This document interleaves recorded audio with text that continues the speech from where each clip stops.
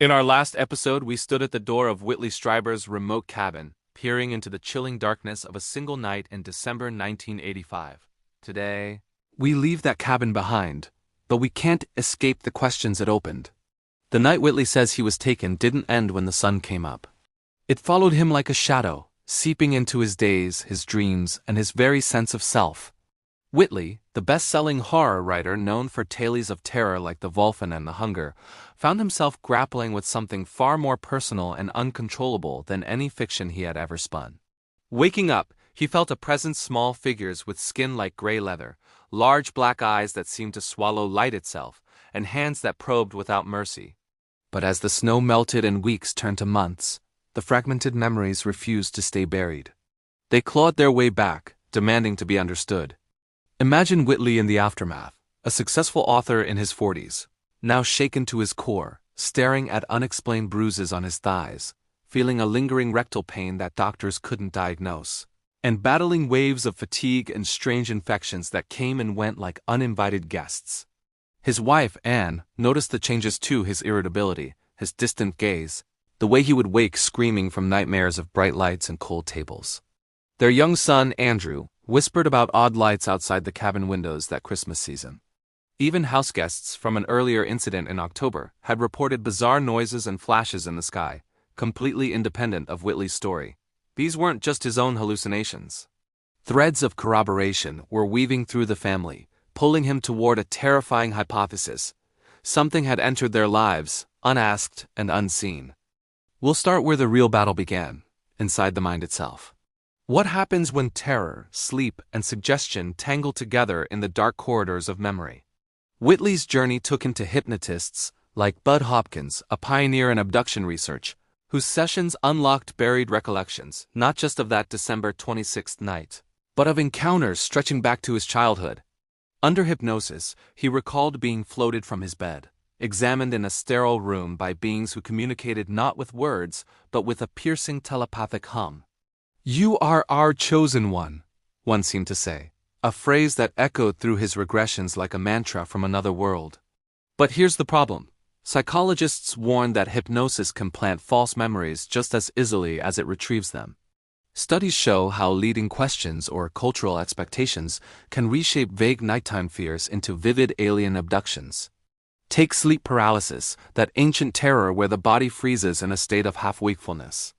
It often conjures shadowy intruders with glowing eye symptoms that mirror Whitley's exactly.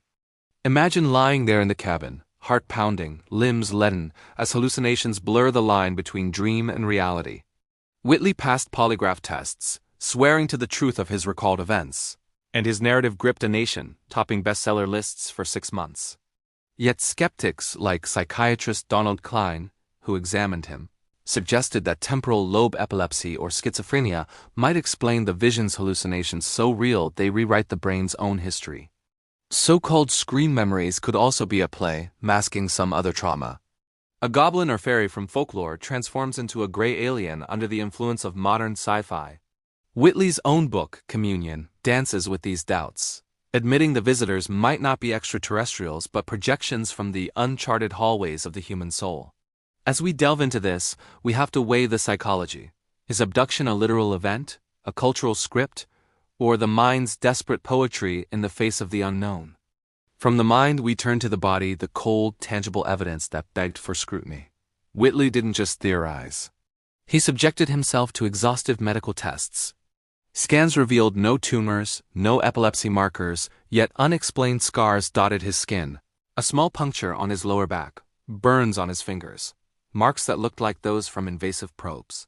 He described procedures under bright lights, needles extracting samples, instruments exploring orifices with clinical detachment, leaving physical echoes that lingered.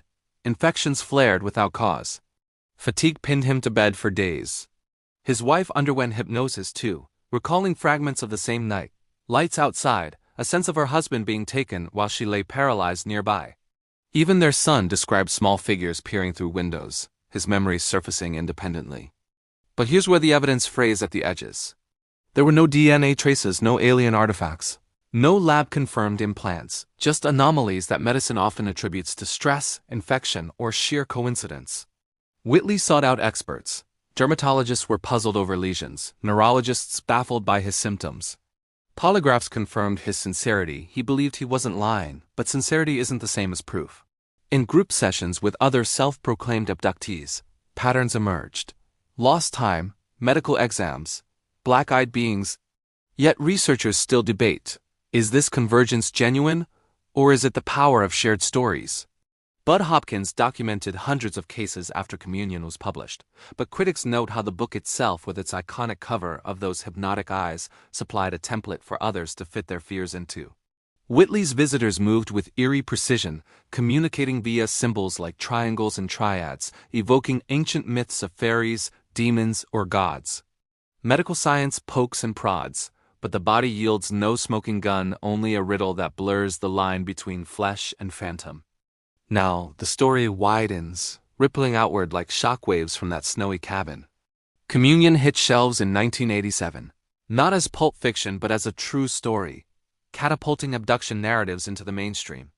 Letters flooded in thousands from strangers detailing eerily similar nights, paralysis, probes, and eyes that pierced the soul. Whitley hosted meetings where abductees swapped their stories, finding overlaps in the visitors' cold curiosity and their telepathic warnings like, "We do have a right." This wasn't an isolated phenomenon. It tapped into a vein running through history.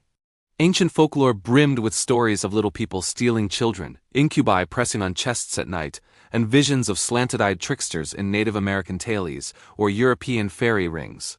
Strieber connects the dots, suggesting modern greys are just updated archetypes, adapting to our UFO-obsessed age. After Communion, the pattern exploded.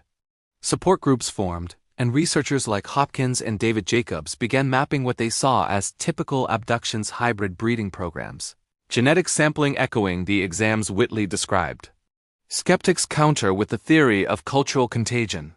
Once the gray alien archetype exists in books, on TV, and on that unforgettable cover art, vague traumas can easily snap into that familiar shape. Whitley's own life became Exhibit A for both sides. He reported subsequent encounters, including a meeting with a mystery man in 1998 who warned of humanity's trap, and his visions broadened beyond aliens to interdimensional forces. His family bore scars too: Anne's regressions, Andrew's drawings of triangles. So is this a genuine wave of contact spanning lifetimes and generations, or a collective story we tell ourselves when we're under stress? The book argues for the former, urging us to be open, reminding us that the enigmatic presence of the human mind winks back from the dark. By the end of it all, we circle back to the question that won't let go. It's not just a binary, did it happen? But a deeper probe.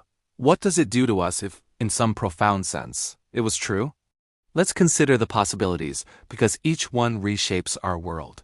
First, the literal interpretation: non-human intelligences, extraterrestrial, ultra-terrestrial, or timeless visitors are studying us as we study ants, with rights we don't comprehend. Whitley's feeling of being a chosen one hints at some purpose: evolution, a warning, or a vast experiment. The physical marks and family witnesses lend weight to this, challenging materialist science to expand its horizons. Second, the psychological explanation. It's a mass delusion born of sleep paralysis, trauma, and media influence. Glitches in the temporal lobe can mimic the supernatural. Hypnosis can fabricate details. Yet Whitley's polygraph results, and the fact that gray aliens appeared in his horror writing even before his famous experience, nudge against the idea of pure invention. And third, there's a hybrid theory, that these are real experiences filtered through our psyche and culture. Archetypes from our collective unconscious are manifesting as visitors, bridging the gap between our inner and outer realities. Strieber himself leans in this direction, pondering triangles as symbols of transformation, a fourth force, awakening humanity. So what does this all mean for us? If abductions are real, our isolation in the universe ends. We have cosmic neighbors who are watching and perhaps judging. If they're psychological, it reveals the mind's vast, untamed power to turn fear into folklore. Either way, Communion shifted our culture, moving the conversation from ridicule to inquiry and fueling the disclosure debates that are still raging decades later. For Whitley, terror birthed awe, and isolation bred a powerful connection with others. So now, I ask you to ponder your own unexplained nights. Any strange lights in the woods, any dreams of paralysis. At what point does a personal experience become a universal one?